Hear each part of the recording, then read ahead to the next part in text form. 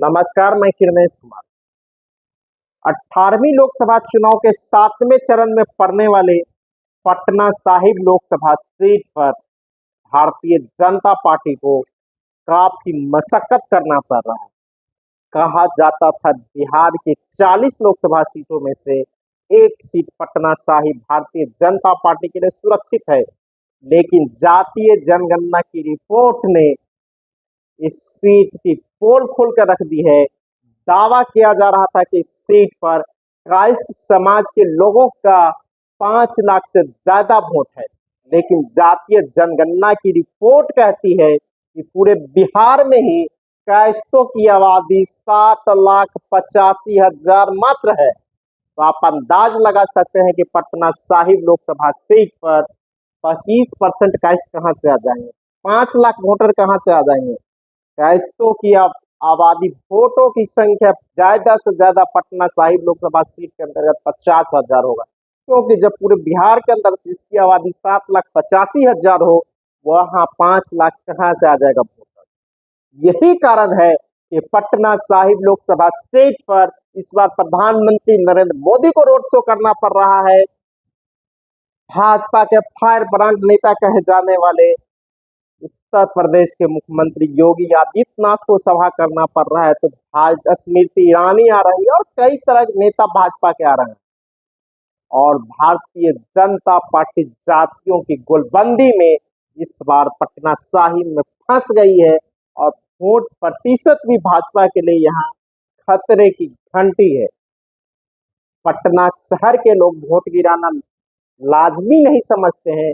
अगर 2020 के बिहार विधानसभा चुनाव के परिणामों की बात कर ली जाए, देख लिया जाए, पटना साहिब के अंतर्गत 6 विधानसभा आता है। दीघा, बांकीपुर, कुम्हरार, पटना साहिब, फतुहा और बख्तियारपुर, इन 6 में से 4 पर भाजपा की शहरी सीटों पर कब्जा है, जबकि ग्रामीण इलाके बख्तियारपुर और फतुहा में राजद का कब्जा है।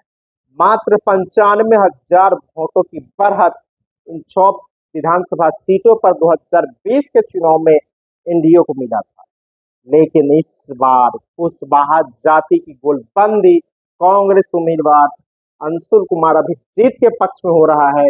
जिस तरह बिहार में पूरे जातियों की गोलबंदी अपने उम्मीदवारों के पक्ष में होता हुआ दिख रहा है, वही स्थिति पटना साहिब में है। और कहा जाता है कि पटना साहिब में 3 लाख से ज्यादा वोट कुशवाहा का है। यही कारण है कि भारतीय जनता पार्टी पटना साहिब में भी हाँफ रही है और बिहार के जिन 8 लोकसभा सीटों पर 1 जून को चुनाव होना है, उसमें नालंदा, पटना साहिब, पाटलिपुत्रा, आरा, काराकाट, सासाराम और बक्सर संसदीय सीट शामिल है। यह सीट 2019 के लोकसभा चुनाव में सभी 8 सीटों पर एनडीए की जीत हुई थी, लेकिन इस बार एनडीए की स्थिति पतला है। खासकर पटना साहिब जैसन सीट पर भारतीय जनता पार्टी हाँफ रही है। भाजपा के उम्मीदवार रविशंकर प्रसाद पहले दावा कर रहे थे कि हमारा कौन उम्मीदवार है मेरे खिलाफ, कांग्रेस अभी तय नहीं कर पाई है, लेकिन कांग्रेस ने बिहार सरकार की पहली महिला कैबिनेट मंत्री गायत्री देवी के पोता और देश के बड़े दलित नेता व पूर्व उप प्रधानमंत्री बाबू जगजीवन राम के नाती अंशुल अभिजीत को मैदान में उतार दिया है। इसके बाद पटना साहिब का रंग ही बदल गया है, जहां अंशुल अभिजीत का परिवार पिता कुशवाहा समाज से आते हैं, तो उसकी मां मीरा कुमार दलित समाज से आती है। अंशुल अभिजीत को दलित का भी वोट मिल रहा है, कुशवाहा का भी वोट मिल रहा है। इसके साथ साथ यादव मुस्लिम का वोट तो उसके साथ है ही, वाम कैडरों का वोट है। तो पटना साहिब में भी भारतीय जनता पार्टी पूरी तरह हाँफ रही है और भाजपा के लोग ही रविशंकर प्रसाद के खिलाफ काम कर रहे हैं।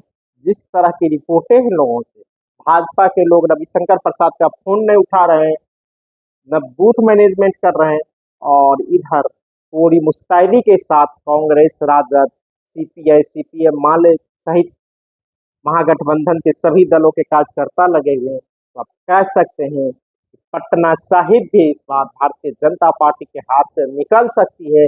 जिस तरह की चर्चा है, जिस तरह की तैयारी है, और पटना साहिब सीट भी भाजपा को निकालना बचाना मुश्किल हो रहा है। योगी आदित्यनाथ की सभा में कहा जा रहा है 500 लोग भी नहीं जुटे थे। इसी तरह विक्रम में प्रधानमंत्री नरेंद्र मोदी की सभा हुई थी। पाटलिपुत्र लोकसभा सीट के अंतर्गत सबसे कमजोर सभा बिहार में पाटलिपुत्र में हुई है, वही हाल पटना साहिब का है। तो आप कह सकते हैं कि 7वें चरण में भी भारतीय जनता पार्टी की स्थिति बहुत खराब है, और पटना साहिब और पाटलिपुत्र लोकसभा बचाना भी कठिन चुनौती है।